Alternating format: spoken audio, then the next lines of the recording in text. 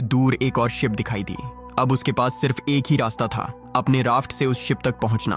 वह तुरंत राफ्ट पर चढ़ा और पूरी रफ्तार से उस शिप की तरफ बढ़ने लगा। लेकिन तभी वो बड़ी शिप अचानक चल पड़ी, सीधी जॉन की तरफ, तेज गति से, जैसे कोई जानबूझकर उसे मारना चाहता हो। जॉन ने राफ्ट की स्पीड बढ़ाई, मगर बड़ी शिप और भी तेज हो गई। टकराने से ठीक पहले जॉन ने राफ्ट छोड़कर पानी में छलांग लगा दी और दूर जाती हुई दूसरी शिप तक तैरकर पहुंचने की कोशिश करने लगा। लेकिन जब तक वह वहां पहुंचा, वो शिप गायब हो चुकी थी।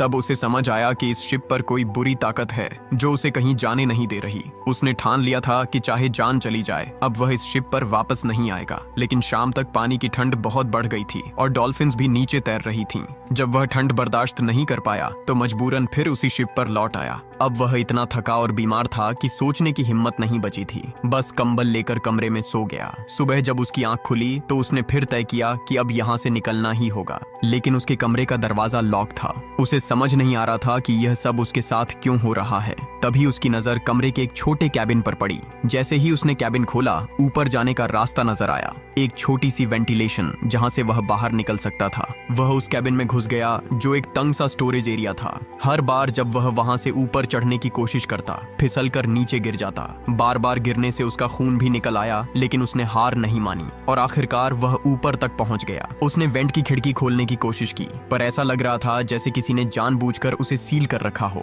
वहां की ऑक्सीजन भी खत्म हो रही थी और नीचे का दरवाजा भी बंद हो चुका था। अब वापस जाना मुमकिन नहीं था। उसने सोचा शायद यही उसका अंतिम वक्त है। तभी फिर वही अजीब सी क्लिक की आवाज आई और उसी क्लिक के साथ वेंट की खिड़की खुल गई। जॉन ने बिना समय गंवाए बाहर छलांग लगा दी। जैसे ही वह बाहर निकला, उसने देखा कि शिप एक छोटे से आइलैंड की तरफ बढ़ रही है। उसे लगा अब शायद इस डरावनी कश्ती से छुटकारा मिल जाएगा। जैसे ही शिप किनारे लगी, वह तुरंत नीचे उतर गया। उसका अंदाजा था कि इस आइलैंड पर कोई तो जरूर होगा जो यह सब कर रहा है। गुस्से में उसने एक लकड़ी उठाई और आइलैंड में तलाश शुरू की, लेकिन पूरा आइलैंड सुनसान था। किसी इंसान का कोई निशान तक नहीं। जॉन फिर से गुस्से और डर से भर गया। फिर जैसे ही वह आइलैंड से बाहर निकला, उसने एक और चौंकाने वाला दृश्य देखा। वही अजीब शिप जिसने उसे यहाँ लाया था, अब बिल्कुल आराम से आगे बढ़ती जा रही थी, जैसे किसी और शिकार की तलाश में हो।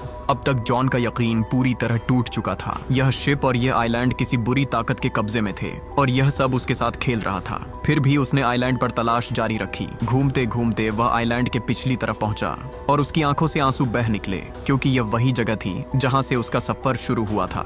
उसकी पुरानी बोट भी वहीं बंधी हुई थी। सब कुछ बिल्कुल वैसा ही था जैसे कभी कुछ हुआ ही ना हो। जॉन बेहोशी किसी हालत में ये सब देख रहा था। उसे समझ नहीं आ रहा था कि ये सब हकीकत थी या कोई बुरा सपना, लेकिन जो कुछ उसने झेला वह सच था। आखिर ये शिप वापस यहीं कैसे आ गई और इस आइलैंड की असली हकीकत क्या थी? ये सवाल अब भी हवा में लटके हुए थे। अगर आपको यह कहानी पसंद आई हो तो वीडियो को लाइक करें और चैनल को सब्सक्राइब करें। ऐसी ही रोमांचक और डरावनी कहानियां आपको यहीं मिलेंगी।